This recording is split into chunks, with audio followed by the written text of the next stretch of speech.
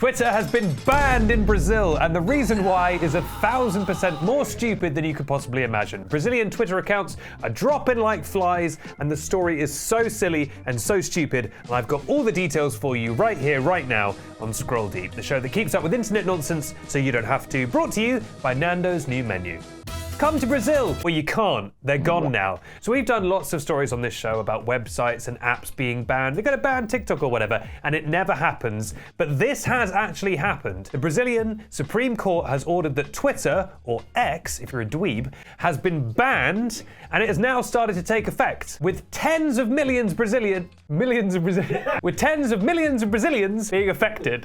Very fun to say. And the whole thing, as with most things, is Elon Musk's fault. And it's so stupid. So it all began when the Brazilian Supreme Court reached out to X, the everything app, and asked them to ban 7 accounts. That was it, just 7 accounts. And they didn't publicly reveal why they wanted them banned, but Elon immediately refused to do it. Well, X refused to do it, but I mean, Elon is X and X is Elon. But Elon, he flat out refused to ban these accounts, and the reason will become obvious in a second. Now, after that refusal, the court was like, no, seriously, we are the Supreme Court of Brazil. We're not joking around. We will ban X in the country if you don't ban these 7 guys. And Elon said, no, I won't do it. So now Twitter is banned in Brazil. It's fully banned. And you may say, well, I'll just use a VPN. No, you can't. If you use a VPN to access Twitter, you can be fined over $8,000, which is roughly equivalent to 1 million of the local Brazil currency, the capybara. The currency that gets along with everyone. I would say it reminds me of 1984,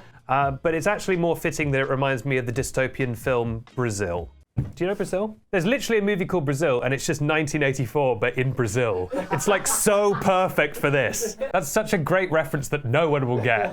Now, X and Elon, they freaked out, and they decided, kind of inexplicably, to just leak all the official documents. In the process, fully doxing the identities of the 7 people that they were claiming to fight for. You know, the Brazilian court hadn't revealed who these 7 people were, but Elon, who's apparently on their side, just published their names and accounts, which is very strange. And once they revealed the identities of these 7 people, it was pretty obvious what the deal was. All of these people are pretty heavily right-wing, controversial figures, and Elon is obviously trying to protect them because Elon has had a very public and very fast swing to the far, far right. Elon Musk, like 2-3 years ago, was a pretty liberal, kind of green energy guy. You know, he's on The Simpsons. As left-wing as like a billionaire can be, but he was like a relatively harmless guy. He was like the rocket ship guy. Like, oh, he's making rockets, he's making robots. He consistently gets on stage and lies about what his company is going to build. But then he seems to have bought Twitter and then radicalized himself on his own platform. He's like J.K. Rowling. He just sits on Twitter all day, slowly going more nuts. And so because they align with him, he's decided not to ban them, because it's not, by the way, it's not like X has some universal policy of ignoring government requests. Elon is trying very hard to make this like a freedom of speech thing. They have very much given in to other governments before.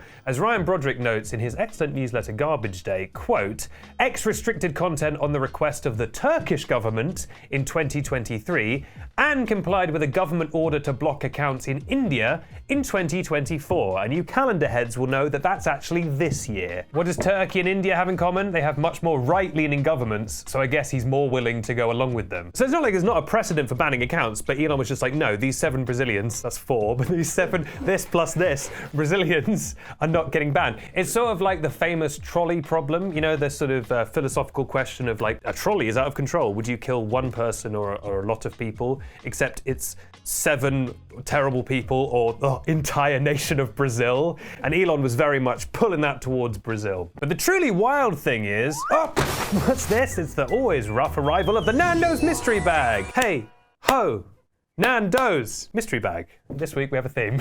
Well, folks, it really is the mystery bag, and it's got 2 items in it. What will they be? Get your guesses in now. I suspect one of them might be a Nando's item. Let's see what's in the bag. Oh my goodness, it's a wild herb sunset burger. Ooh, with thigh, the best meat.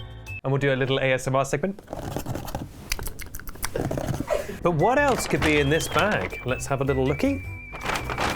Oh, well, would you look at that? It's this episode.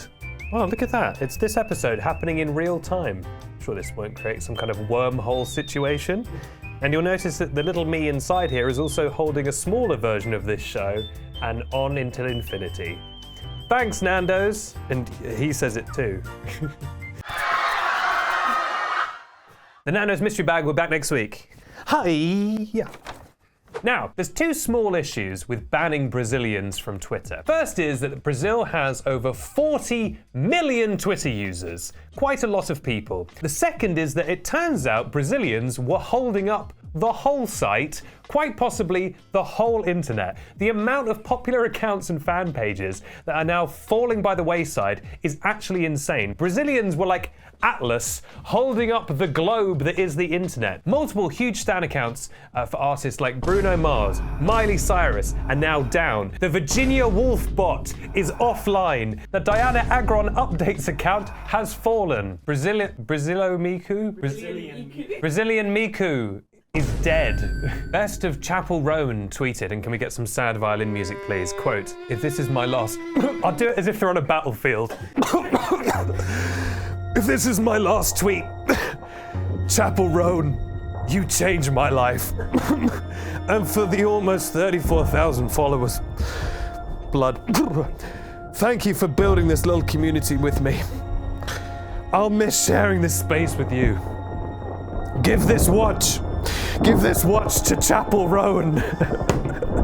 And with the massive domino that is Brazil falling, one has to ask, apparently one has to ask, I was feeling fancy when writing this, will other countries be next? Because here's the thing, Twitter sucked pretty bad before Elon was contractually forced to buy it like an idiot. Everyone forgets this now. He didn't buy it, he accidentally got himself stuck in a contract where he was forced to buy it, tried to back out of it and couldn't, and the courts made him buy it. But ever since he purchased it, it sucks so bad now. It is such an unpleasant place to be. And people are leaving, like celebrities are leaving. And the main thing that was keeping it going for years, a lack of an alternative, is no longer an issue. Now you've got Twitter alternatives like Blue Sky, which is where all the Brazilians seem to have fled for some reason. And then Meta has also got, I will say, you know, we all said we wouldn't call it Meta, we'd all call it Facebook, but we do call it Meta now, so maybe we'll call it X one day.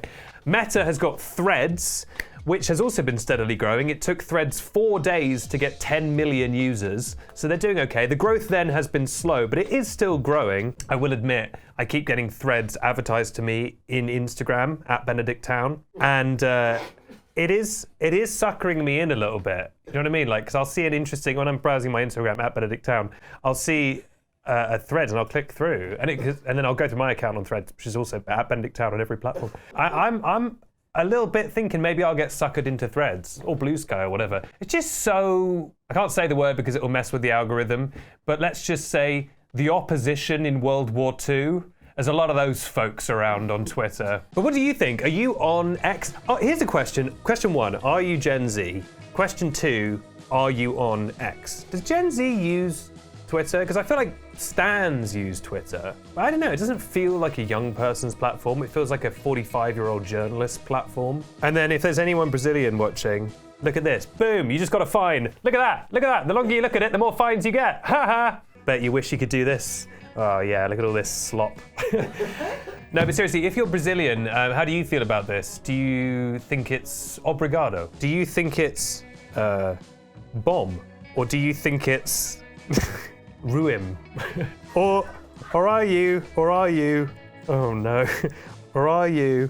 Não tenho certeza. You know? Let me know in the comments down below. If you've made it this far, please give us a like. We put a lot of effort, some effort into this episode. And also make sure to follow if you haven't already to get the latest episodes. And thank you, of course, as always, to Nando's for having the courage and the vision to sponsor this show. Now, as we say in Brazil, Chapéu. chapeau, which I believe means goodbye.